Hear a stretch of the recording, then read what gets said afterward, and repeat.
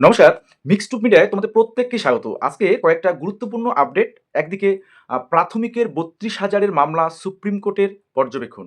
অন্যদিকে রাজ্য সরকারের ২০২৪ এর যে মহামান্য কলকাতা হাইকোর্টের ওবিসি সংক্রান্ত যে ভার্ডিক্টটা ছিল, সেই ভার্ডিক্টটাকে মান্যতা দেওয়া, সেই বিষয় বা সেই প্রসঙ্গটাও কিন্তু উঠে আসছে আজকে এই সোমবারে অর্থাৎ আজকের দিনে। পাশাপাশি ২০১৬ সালের এসএলএসটি সংক্রান্ত কিছু মামলা আজকে কিন্তু সুপ্রিম কোর্টে সেটা উঠেছিল এবং সেই সংক্রান্ত বিষয়গুলো কি হলো আদৌ? তো সেই বিষয়গুলো নিয়ে আজকের গুরুত্বপূর্ণ ভিডিও। কারণ আজকে প্রত্যেকটা বিষয় ছিল সেনসিটিভ। অর্থাৎ এই যে ৩২,০০০ চাকরি আদৌ থাকবে কি না? বা ওবিসি যে তালিকাটা ২০১১ র পরবর্তীতে ওবিসি ক্যাটেগরিতে যে সমস্ত সাবকাস্ট অন্তর্ভুক্ত হয়েছিল বা করা হয়েছিল, সেগুলো আদৌ থাকবে কি না? সেটা নিয়েও যেমন একটা প্রশ্নচিহ্ন দেখা দিয়েছে। পাশাপাশি প্রত্যেকেই যারা ২০০০ পরবর্তীতে ২০১১ পরবর্তীতে ওবিসি ক্যাটেগরিভুক্ত তাদের যারা রিসেন্টলি জব করছে, তাদের চাকরি নিয়ে কি টানাটানি তাহলে লেগে যাবে? সেটা নিয়েও কিন্তু বিষয়গুলো আজকে টোটালি আলোচনা করা হবে। এই ভিডিওর মাধ্যমে অবশ্যই ফার্স্ট টাইম তোমরা যারা আছো একটু সাবস্ক্রাইব করবে, ভিডিওটা একটু শেয়ার করবে। দেখো, প্রথমেই সবকিছুতেই একটা আতঙ্ক ভাব, এই ভাবটা একেবারেই যেমন হওয়া যাবে না বা এই ভাবটা একেবারেই মনের মধ্যে আনা কিন্তু চলবে না। প্রত্যেকের উদ্দেশ্যে আমি বলি, কারণ আজকের সুপ্রিম কোর্টে প্রথমে আমি বলি ৩২,০০০ এর যে মামলাটা, এবার ৩২,০০০ এর মামলাটা হাইকোর্টের যে ভার্ডিক্টটা ছিল, তাদের হাইকোর্টের ভার্ডিক্ট মতে ৩২,০০০ এর চাকরি কিন্তু বহাল ছিল। আচ্ছা, সেই অনুযায়ী মহামান্য হাইকোর্টের ডিভিশন বেঞ্চ তারা কিন্তু রায় বা তাদের ভার্ডিক্ট দিয়েছিলেন। এবার সেই মামলায় অর্থাৎ সেই ভার্ডিক্টকে চ্যালেঞ্জ করে সুপ্রিম কোর্টে যাওয়া হয় এবং সুপ্রিম কোর্ট আজকে কিন্তু ৩২,০০০ প্রাথমিক মামলায় যে দুর্নীতির একটা প্রসঙ্গ উঠেছিল, অর্থাৎ যে বিষয়টা নিয়ে সুপ্রিম কোর্টে চ্যালেঞ্জ করে যাওয়া হয়েছিল যে ৩২,০০০ এই যে ২০১৪ যে প্রাথমিকের মামলা, সেখানে প্রচুর দুর্নীতি হয়েছে। অনেক অযোগ্য শিক্ষক আছে, কিছু যোগ্য শিক্ষকও আছে। দুর্নীতি পরিমাণটা অনেক বেশি। পাশাপাশি সেখানে যে কোয়ালিফাইড টিচার সেই সংক্রান্ত প্রসঙ্গ কিন্তু উঠে আসছিল। তো সেক্ষেত্রে মামলাটা মহামান্য সুপ্রিম কোর্ট সেটা গ্রহণ করেছেন, অর্থাৎ ৩২,০০০ মামলা এখন সুপ্রিম কোর্টে বিচারাধীন রইল। সেই সাথে আজকের যে মহামান্য সুপ্রিম কোর্টের ডিভিশন বেঞ্চের যা পর্যবেক্ষণ, সেই পর্যবেক্ষণে মহামান্য সুপ্রিম কোর্টের ডিভিশন বেঞ্চের বিচারপতিদ্বয় ওনাদের যেটা বক্তব্য, সেটা হচ্ছে এই যে প্রাথমিক শিক্ষক যে নিয়োগ, সেই নিয়োগটা আদৌ কি কোয়ালিফাইড টিচারদের নিয়ে করা হয়েছিল? অর্থাৎ যারা এখন প্রাথমিক স্কুলগুলোতে কর্মরত, এই ৩২,০০০ অর্থাৎ ২০১৪ যে রিক্রুটমেন্ট, সেখানে এমন কোনো টিচার রয়েছে যে যারা কোয়ালিফাইড নয়? অর্থাৎ স্টুডেন্টরা তারা কি কোয়ালিফাইড টিচারদের কাছ থেকে শিক্ষা পাচ্ছে? এ নিয়ে সুপ্রিম কোর্টের মহামান্য বিচারপতিদ্বয়ের মধ্যে কিন্তু একটা উদ্বিগ্নতা লক্ষ্য করা গেছে। তো এবার এই মামলা শেষে কি হবে বা কোন পরিণতি এটার হবে, আদৌ চাকরি থাকবে না যাবে, সেটা কিন্তু সম্পূর্ণভাবে নির্ভর করছে সুপ্রিম কোর্টের আল্টিমেট যেটা ভার্ডিক্ট আসবে তার উপর। তো অযথা আপাতত আতঙ্কিত হওয়ার কিছু নেই।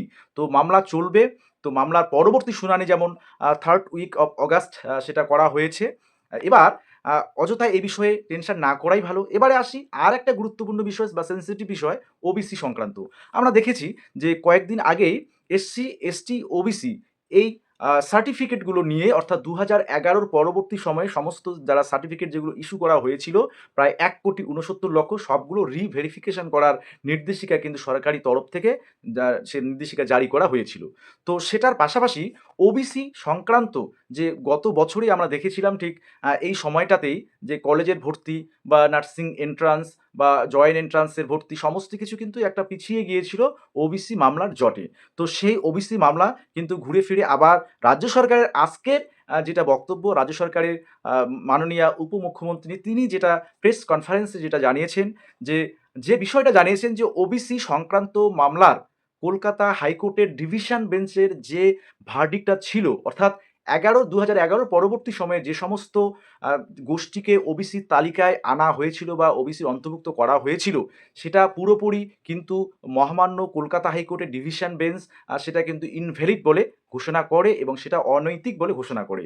এবং রাজ্য সরকার আজকের এই যে সাংবাদিক সম্মেলন, কার্যত সেটাই কিন্তু ওনারাও বুঝিয়ে দিলেন যে আ ২২/৫/২০২৪ মহামান্য কলকাতা হাইকোর্টের ডিভিশন বেঞ্চের যে ভার্ডিক্ট, সেই ভার্ডিক্টকে যে মান্যতা দেয়া, সেটার দিকে কিন্তু রাজ্য সরকার আজকের যে সাংবাদিক সম্মেলন করে রাজ্য সরকারের মাননীয়া উপমুখ্যমন্ত্রী যেটা বললেন, অর্থাৎ ওই রায়টাকে বা ওই ভার্ডিক্টটাকে মান্যতা দিতে চলেছেন। অর্থাৎ পূর্বের যে ৬৬টা জনগোষ্ঠী তারা যেমন ওবিসির আওতায় ছিল, তারাই থাকছে এবং এই যে পরবর্তী সময়ে যে ২০১১ পরবর্তী সময়ে যারা অন্তর্ভুক্ত নতুন করে হয়েছিল ওবিসি ক্যাটাগরিতে, তাদের ক্ষেত্রে একটা বিবেচনার কথা কিন্তু বলা হয়েছে। অর্থাৎ সেখানেও একেবারেই কিন্তু আতঙ্কিত হওয়ার কোনো কারণ নেই। সেটা রাজ্য সরকারের আজকে যদিও আগের ভার্ডিক্টে মান্যতা দেওয়ার কথা বলা হলেও এই যে ২০১১ পরবর্তীতে যারা ওবিসিতে তালিকাভুক্ত হয়েছে নতুন যে জনগোষ্ঠীগুলো, আ সেই জনগোষ্ঠীগুলোকে নিয়েও কিন্তু ওনারা যে মন্তব্য করেছেন যে তাদেরকে নিয়েও একটা বিবেচনা করা হবে বা সেগুলো নিয়ে ভাবনা চিন্তা করা হবে। তাহলে মোট কথা সবথেকে সেফ জোনে ৬৬টি জনগোষ্ঠী যারা পূর্বে ছিল তারা তো আছেই এবং নতুন করে যারা এড হয়েছিল তাদের ক্ষেত্রে আদৌ কি হবে? যে তাদের দ্বারা এই সার্টিফিকেটগুলো নিয়ে ২০২৪ ২২ মের পরবর্তী সময়ে যারা চাকরি পেয়েছে, তাদের ক্ষেত্রে কি হবে? সেটা কিন্তু এই মুহূর্তে বলা সম্ভব নয় বা এই মুহূর্তে কিন্তু কেউ বলতে পারছে না এবং সেগুলো যে এক প্রকার বাতিল করে দিয়েছে রাজ্য সরকার, সেটাও কিন্তু একেবারেই বলা যাচ্ছে না। সেটা কিন্তু ভিডিও কনফারেন্সটা যদি প্রত্যেকেই দেখো তাহলে একটা বিবেচনার কথা কিন্তু বলা হয়েছে। তো যারা চাকরি করছো পরবর্তী সময়ে ভার্ডিক্টের তাদের ক্ষেত্রে যে একেবারে বাতিল হয়ে গেল বলে একটা আতঙ্কিত হওয়া, সেটাও কিন্তু একদমই সেখানে কোনো সে বিষয়গুলো থাকছে না আপাতভাবে। পরবর্তী সময়ে কি হবে সেটা সরকারের ফাইনাল ডিসিশন সেটা অনুযায়ী কিন্তু কাজ হবে। আচ্ছা এবার তাহলে কলেজের ভর্তি, তাহলে নার্সিং এন্ট্রান্স বা জয়েন্ট এন্ট্রান্সের এই যে বিষয়গুলো চলছে, তাহলে ওবিসি ক্যাটাগরিতে কে কি করবে না করবে, যাদের যেটা রয়েছে বর্তমানে, তো সেক্ষেত্রে সেটাই তারা করবে। যাদের যে ক্যাটাগরিতে যারা ৬৬টার আগে অন্তর্ভুক্ত তাদের কোনো সমস্যার কোনো কারণ নেই।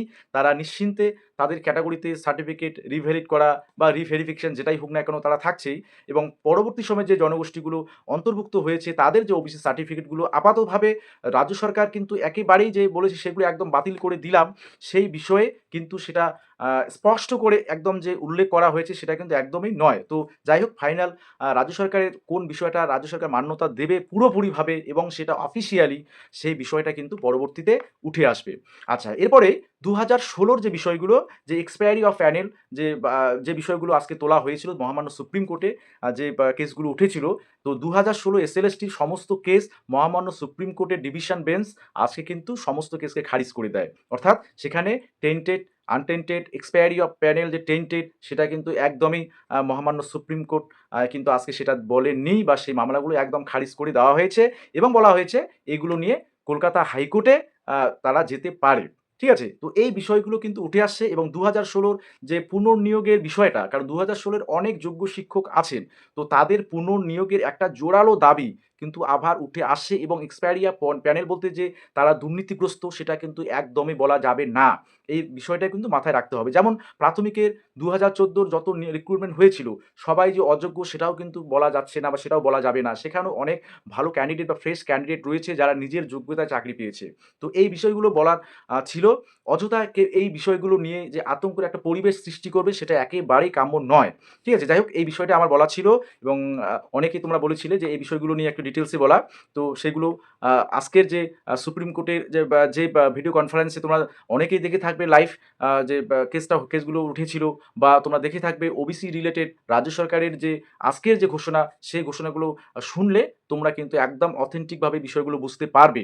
ঠিক আছে? যাই হোক সকলে ভালো থাকবে এবং সুস্থ থাকবে।